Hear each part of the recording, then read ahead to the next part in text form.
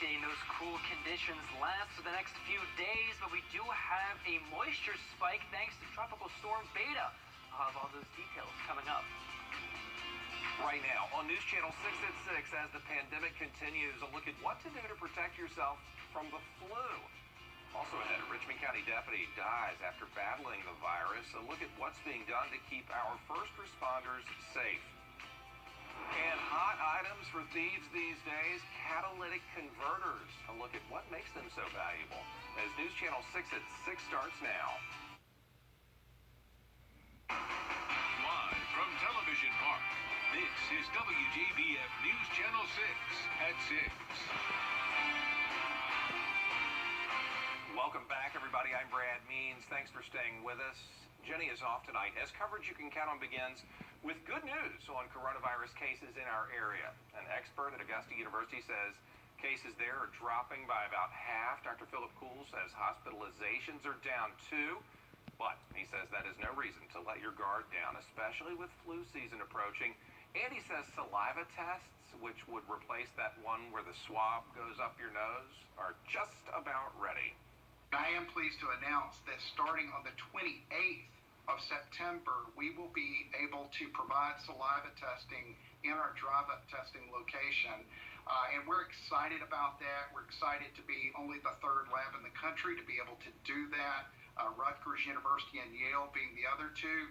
And we think that this will be much more comfortable for our patients and is an exciting development. Dr. Cool says the turnaround time for saliva results will be about 24 hours or less. The Richmond County Sheriff's Office mourning the loss of one of its own tonight. Sergeant Charles Norton died yesterday at Eisenhower Army Medical Center of complications from the coronavirus. He'd been with the Sheriff's Office since 1988 in the Field Operations Division. Funeral arrangements are pending. Police, firefighters, and EMS workers all put themselves in even more danger during this pandemic. News Channel 6's Renetta Dubose now with a look at measures being taken to keep them safe. Richmond County Sheriff's Office recently lost one of their own to COVID-19, and it's a somber reminder of just how dangerous it is for first responders on the front lines during the pandemic. News Channel 6 learned that Sergeant Charles Norton died Sunday after complications with COVID-19. Like him, many first responders are on the front lines, such as Gold Cross, one of the biggest EMS operators. The company works hard to keep employees safe, equipping each one with 10 times the amount of PPE and screening patients via phone and when they arrive. We masked all the patients so that they would have some source control tubes since it's an aerosol spread disease. And then when we were done, we wiped the inside of the ambulance down. Gold Cross also uses a spray mist that kills any trace of the virus. In Augusta, Renette Dubose, WJBF News Channel 6. Lucy Laney High School is going to stay closed tomorrow. They were closed today. 4 students at Laney tested positive. 41 have had to quarantine. Laney reopens Wednesday for face-to-face instruction. This closure today in Navarre does not apply to students who are learning from home. Laney, by the way, the second Richmond County school to close because of the virus this year. Spirit Creek Middle shut down till October 2nd. Georgia's Department of Health says there could be a shortage of the flu vaccine this fall. Doctors say you need to get your shot by mid-October at the latest. Here's News Channel 6 Atlanta Bureau Chief Archit Seshadri. Doctors are concerned with twindemic when the flu collides with COVID-19. The best way to prevent influenza is through getting vaccinated each year with influenza vaccine before the end of October. Health experts say 2 years ago, only half the population got vaccinated for influenza. Sometimes when you get the flu shot, you develop a achy feeling. You don't feel well for a day or so. You develop an achy, maybe you had a little fever. That's actually good. That's your immune system doing what it's supposed to do. So that in a way means the vaccine is working. This year, doctors hope enough people will get the flu shot. One thing we don't need is sort of the dual epidemics of flu plus COVID happening at the same time, because that would really be very serious for individuals. People will be getting sick and it will put a significant strain on the healthcare system. The CDC says 1 out of 10 people get sick from the flu, but COVID-19 is 20 times deadlier than influenza. The influenza vaccine cannot give you the flu. The almost all of the vaccines are either killed and even split apart viruses, purified. If we continue doing the right things for COVID, we may not see flu this season. While a vaccine may not stop you from getting the flu, doctors say it's at least 40% effective. The effectiveness of the vaccine decreases with age. By protecting yourself with a vaccine, you're protecting others. Reporting in Atlanta, Archit Seshadri, WJBF News Channel 6. The government hopes to roll out 300 million doses of a vaccine by January at the latest. It's already allocated $10 billion for that effort. We are going to be seeing a lot more of the clouds the farther south you go in Georgia. Taking Macon as an example, we've got a lot of alto stratus and just regular stratus clouds up above.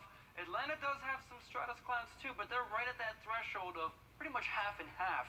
We're seeing Macon getting a lot more so. Right now in the CSRA, though, we're seeing lots of sunny skies, mid-70s, and of course that dew point fairly low as well, but we are likely to end up building in moisture, both clouds and rain, maybe even a little bit of that dew point to get higher as well, which could result in a lot more of those muggier conditions. That cool air that's pretty much circulating off of the coast here, coming from Canada, it's going to end up going away, and it's really not going to be affecting us that deeply into tomorrow. We'll most likely be getting closer to our average, which is around those mid-80s pretty soon, but it is going to take its time. Eventually that high pressure, as it settles up over us, will end up kind of heating us up just a little bit. And then we're going to end with a lot more of those warmer conditions. And of course, we are going to have a little bit more of those showers ahead. We've got a beta spike going on. As Tropical Storm Beta becomes a low pressure system, we'll end up having a cold front, adding a lot more of that lift as well as more of those clouds. With that circulation bringing in even more moisture from the Gulf, we will most likely be seeing some showers for it this weekend. I'll have more details coming up in the full forecast. Back to you, Brad. Ryan, thank you. And there is some sad news to tell you tonight. The City of Augusta's interim Recreation and Parks Director has died. Ron Houck worked for the City of Augusta for 23 years, all with Rec and Parks. He was a good man, too. Interim director of that department several times. He will be missed. The Georgia State Patrol still looking for the person who hit and killed a tow truck driver in McDuffie County Thursday. Jason Willis got hit on the side of I-20 Thursday morning. He was working. He was on a call. And the driver who hit him has not been found. There's a GoFundMe account to help his family. We have details at WJBF.com. And tow truck operators out to show their support in full force for the family of Jason Willis. That was in Aiken this afternoon. More than 50 strong from the towing community came out to represent their trade and highlight the dangers tow truck operators face every day. Investigators across the area looking into a rise of thefts of catalytic converters, and they say watch out, especially if your vehicle sits high off the ground. Here's News Channel 6's Chloe Salsameda. Businesses throughout the CSRA are being hit by thieves stealing catalytic converters just like this. It's happening to car dealerships, churches, and even hospitals. Now sheriff's offices are looking to track down those suspects. Richmond and Columbia counties are seeing a rise in catalytic converter thefts. In Columbia County alone, 29 have been stolen in the last 30 days. Several others were taken from businesses on Washington Road, including Garner Auto Sales and Abilene Baptist Church. Investigators believe converters are being targeted because they can be sold to scrap yards. So the honeycomb material that's inside of them is made out of a platinum. So, I mean, everybody knows platinum's expensive. So they take them and they sell them to core buyers in Virginia, Pennsylvania, and New York, who actually take those and they recycle the rare metals, the valuable metals out of them. Anyone with information is asked to contact their local sheriff's office. In Columbia County, Chloe Salsameda, WJBF News Channel 6. President Trump's oldest daughter and one of his top advisors